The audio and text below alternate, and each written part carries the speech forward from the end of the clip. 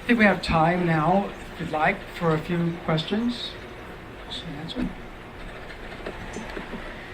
No? Oh, there's one. Do you think you'll ever get the sequels to City of Dreams published? Did everybody hear that? The question is, will I ever get the sequels to the City of Dreams?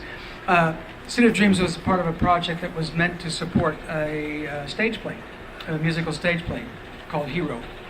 And there were 3 books. There were City of Dreams, number 1, that was published. Second one, Rogue Nation. And the third one was called World Without End. And the last 2, unfortunately, got ground up in the gears of the publishing business in one way or another. And so they're as yet unpublished, but in this day of ebooks and all sorts of other things, it's increasingly likely that will happen. So. Never say never. Anybody else? What were your inspirations in moving in this particular direction, philosophically, theologically, etc.? Well, I think philosophically and theologically it will eventually begin to move in a way that, the story will begin to move in a way that things I've been thinking about for a long, long time.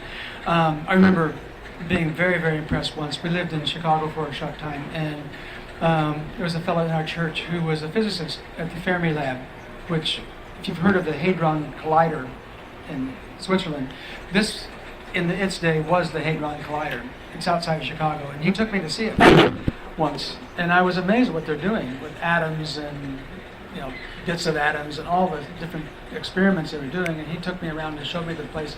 And I'm not saying that was where it began, but it started me thinking about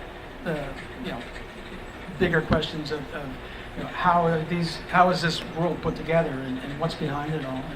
And it's something I've just been keeping up with ever since. Really. So. In reading the Pendragon Cycle, it stuck out to me that the role of Christianity and faith in the first 3 books was much stronger than it was in the Pendragon or Grail. I was wondering if that was deliberate, if there was a reflection of the Christian publisher that published the first 3 as opposed to the mainstream that was the second, 4th, and 5th. Okay, the question, I think, if I can condense, is that why is the faith element seem to be stronger in the first 3 books of the Pendragon Cycle than in the last 3? But I can tell you, no, it hadn't anything to do with, say, beginning to publish with a general market publisher. Part of it is the way the story moves. Part of it was the source material for those stories themselves. And I tried not to impose anything from outside of my own onto those traditional stories, but use what's there, lift up what's there. If in the case of Arthur, it was more a question of leaving in what most everybody else takes out. So many of the stories that you read about King Arthur, especially the early ones, have left out a lot of that underpinning that is rightfully belongs to those stories. So I was able to, as a Christian, I suppose, lift that up, keep it in the forefront. As it happens, though, for Grail, it's still there, but it's become an allegory. The whole book is an allegory. It's a tale of how evil works and how your perception, how it can warp perceptions, and how it lies. And so that is all in there. And that's part of the Arthurian cycle as well. But that's why it's in a separate book on its own. What was the reaction to Pendragon when you wrote in the invasion of the European barbarians? Did very many people question that? You said at the time, I believe, that you were curious about the Yeah, here again, the question is about Pendragon, and that here again, that is based on an old Celtic story, which I think is probably a retelling of history, but cast as an animal tale. And so, in the story, it's about a very large wild boar, a giant boar, and in my estimation, it's probably talking about not an actual physical pig, but an invasion of an army that had that as their symbol. And so you can see that's how folk tales work often, is they move things around. A symbol becomes an actual animal or whatever, or vice versa. And so I wrote it as if it was straight history. So. Are there various either single books like Green Thief or Byzantium or the series? What are the ones that you are most fond of and why? You have to have your own. We all have our favorites. What are your favorites? What are my Why? favorites of my books? Well, I usually like to think that the next one is my favorite.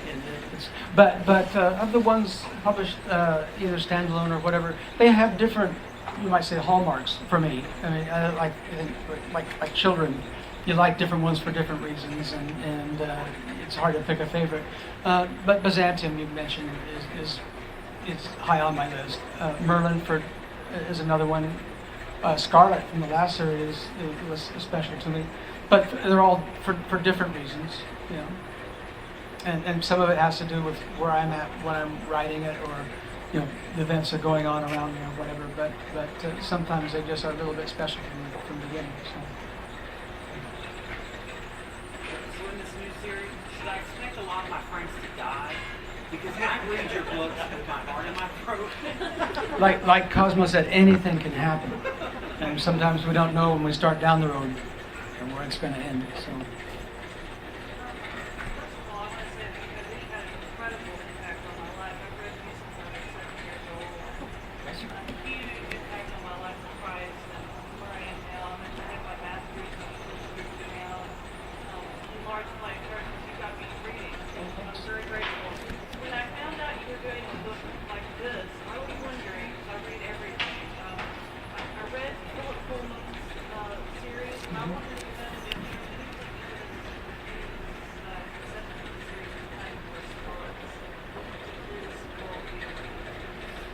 Oh, yes, exactly. It's not written in order to refute that, but it is opposed to that whole worldview, and also the worldview of the what you might call the hyper materialists and that kind of thing. In my conception, the universe is made for a reason, and that reason is largely us. And we're not a fluke. We're not an accident of nature that just happened to be here. It's purpose directed, and this is written to take up that view. Oh, sorry. That's all right. I know you visited with our friend Jeff Johnson recently. Is there any possibility that there might be some music coming out sometime to go along with this series? Well, knowing Jeff, there's every possibility. We were actually talking about a project when we were with him, just entitled Ley Lines, in which it involved many, many different artists, and it would be a big collaborative effort. You know, so it would span lots of time and distance and all the sort of things that ley lines do. So, yeah, I would say that it's probably possible, if not likely. I noticed on the website that several companies have bought movie rights of books.